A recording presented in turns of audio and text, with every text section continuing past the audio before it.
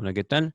Vamos a continuar con la lectura de las cartas o la correspondencia entre Sigmund Freud y Wilhelm Fliess. Si quieren saber un poquito más al respecto del contexto de estas cartas, les voy a anexar al final de este video una introducción por James Strachey, el compilador de la obra Standard Edition, o de toda la obra de Sigmund Freud, con todo el orden cronológico, ¿vale? Llegamos a el séptimo escrito, que se llama Manuscrito F, recopilación 3. No sabemos sobre la recopilación 1 y 2, seguramente no habrá recopilación 4. Así son estos textos. Recordemos que son cartas entre dos amigos y que no necesariamente tiene que tener un sentido para nosotros, lo tenía para ellos. Ahora, al respecto de este título, Manuscrito F, recopilación 3, James Strachey, el compilador de la obra de Sigmund Freud, nos anexa la nota número 44 que dice: estos dos historiales clínicos fechados el 18 y el 20 de agosto de 1894 fueron incluidos en dos cartas sucesivas. No se ha encontrado explicación acerca del título de este manuscrito. Finaliza la nota número 44. Dice, 18 de agosto de 1894, número 1, neurosis de angustia, debe ser predisposición hereditaria. Señor K, 27 años. Padre, tratado por melancolía senil. Hermana O, un buen caso de neurosis de angustia complicada, bien analizada. Todos los K son nerviosos, de temperamento cordial. Es primo del doctor K, de Burdeos, sano hasta hace poco. Desde hace 9 meses, dificultades para dormir. En febrero y marzo, sobresaltos nocturnos muy frecuentes, con palpitaciones, de manera paulatina, creciente excitabilidad general. Luego, interrupción por unas maniobras militares que le hicieron muy bien. Hace 3 semanas, al atardecer repentino ataque de angustia sin contenido, con sensación de congestión desde el pecho hasta la cabeza. Interpretación del paciente que algo terrible tiene que acontecer, no acompañado en absoluto de opresión o con pocas palpitaciones. Después, ataques semejantes también de día, al almuerzo, por ejemplo. Consultó al médico hace 2 semanas. Mejoría con bromo, es decir, con tratamiento en base a bromo.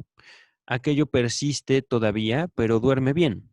Además, durante las últimas 2 semanas, breves ataques de depresión profunda, como de apatía total.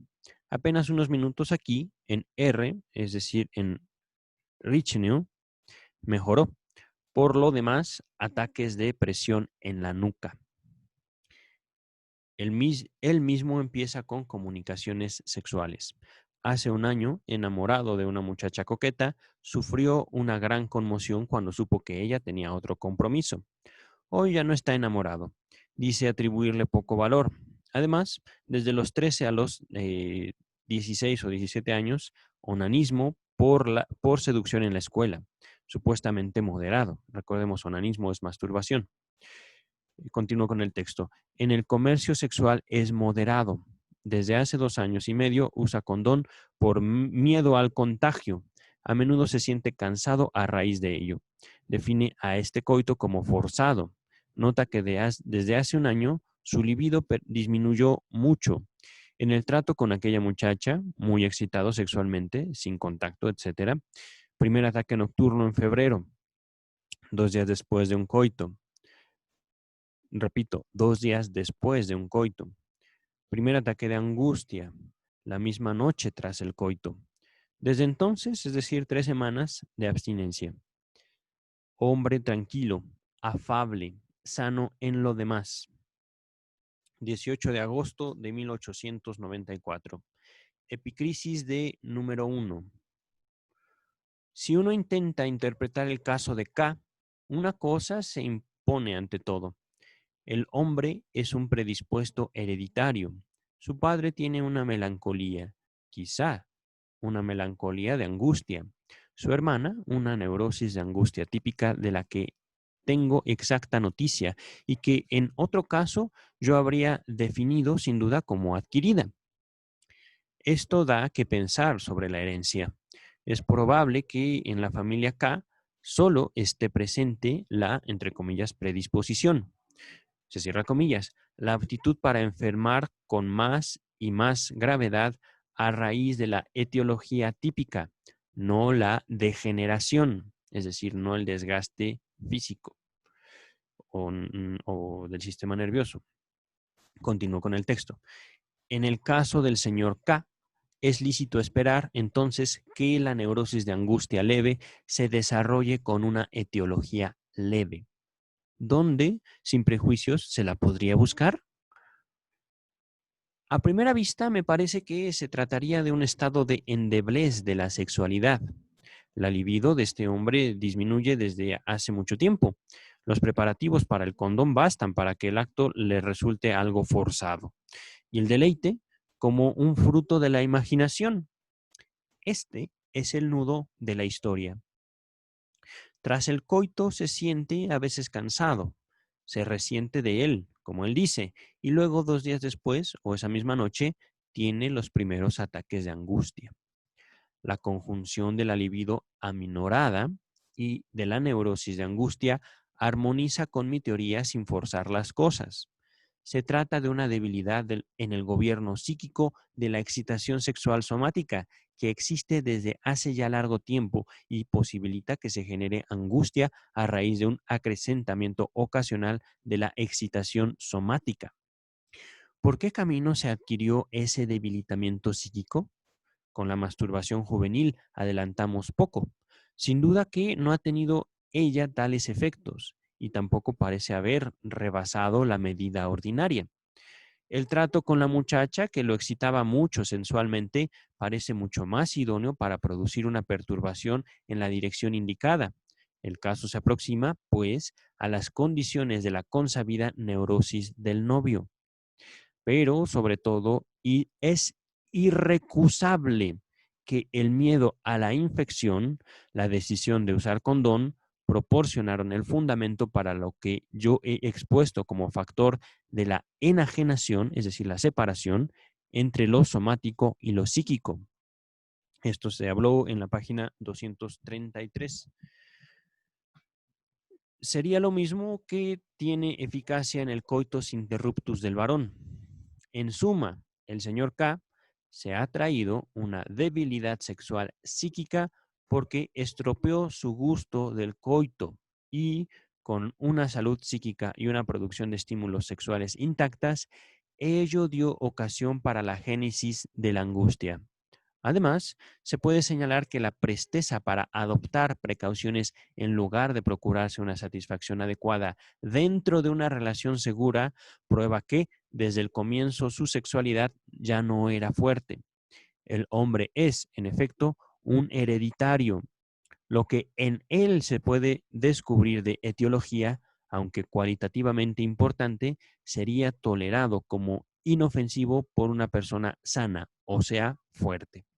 Un rasgo interesante de este caso es la aparición de un sentimiento melancólico típico en ataques de breve duración.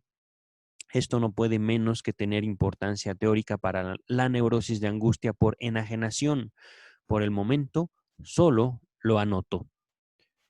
20 de agosto de 1894, número 2, señor Von F., Budapest, 44 años. Hombre corporalmente sano, se aqueja de que entre comillas, le decaen la vitalidad y la energía de una manera que no es natural para su edad. Ese estado en que todo le es indiferente, le cuesta trabajar, está malhumorado y cansado, se acompaña de fuerte presión en la coronilla, también en la nuca. Además, por regla general, anda mal del estómago, es decir, sensibilidad hacia ciertos alimentos, eructos y deposición perezosa, es decir, tarda en defecar. También parece dormir mal. Pero su estado es claramente intermitente. Dura de 4 a 5 días cada vez. Aminora poco a poco. Por los eructos, él nota que va a sobrevenir la debilidad nerviosa. En los intervalos se siente bien por 12 o 14 días y aún por varias semanas. También ha tenido épocas mejores que duraron meses. Sostiene obstinadamente estar así desde hace 25 años. Como tan a menudo sucede, es preciso construir el cuadro clínico, pues él, con una pertinacia monótona en sus quejas, asegura que por lo demás no prestó atención alguna a las otras circunstancias. Así pues, el mal deslinde de los ataques también forma parte del cuadro, así como la total irregularidad de estos en el tiempo. Desde luego, atribuye su estado al estómago. Viene puntos suspensivos. Aquí la carta se interrumpe, pero continúa, ¿no? Es decir, se interrumpe el discurso para retomar la descripción del caso. Dice, orgánicamente sano, sin graves preocupaciones ni emociones. Sobre sexualidad, onanismo, es decir, masturbación de los 12 años a los 16 años, luego muy sólido en el comercio con mujeres. El atractivo no era hiperpotente. Casado desde hace 14 años, solo 2 hijos, el segundo de 10 años. Durante el intervalo y en el periodo posterior, solo condón, ninguna otra técnica. Aquí, como un comentario, se refiere a la posible interrupción de la satisfacción sexual por el coitus interruptus, que había sido mencionado en otros casos como un factor que originaba la neurosis. Continúo con el texto. Dice, la potencia en los últimos años decae bastante. Coito más o menos cada 12 a 14 días. A menudo también pausas más prolongadas. Confiesa que tras el coito con condón se siente cansado y miserable, pero no enseguida, solo al segundo día posterior. Lo comunica diciendo haber notado que al segundo día le sobrevienen malestares al estómago.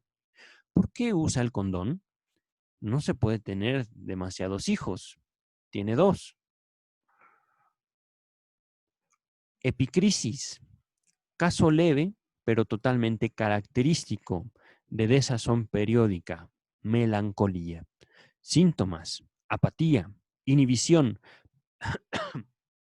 presión intracraneana, dispepsia, perturbación del dormir. El cuadro está completo.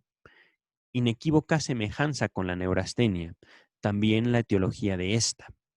Yo tengo 2 casos por entero análogos. Son onanistas, señor A. Junto a ellos vive gente con lastre hereditario. Son los Von F son reconocidamente psicopáticos. He ahí, entonces, la melancolía neurasténica. Aquí tiene que anudarse la teoría de la neurastenia. Es muy posible que el punto de partida de una pequeña melancolía de esta índole sea siempre un coito, exageración de lo aseverado fisiológicamente. Animal post coitum triste. Aquí el compilador nos dice en la nota número 45, no se ha podido descubrir el origen de esta cita. Me parece que es una conjunción de latín con español. Bueno, es el problema, digamos, de el hombre animal después del coito se siente triste.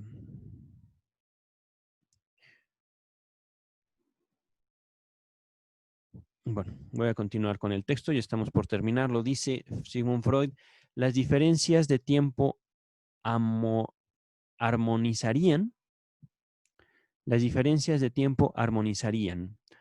Al hombre le hace bien cualquier tratamiento, cualquier ausencia, o sea, cualquier liberación del coito. Desde luego, es fiel a su mujer, como él dice.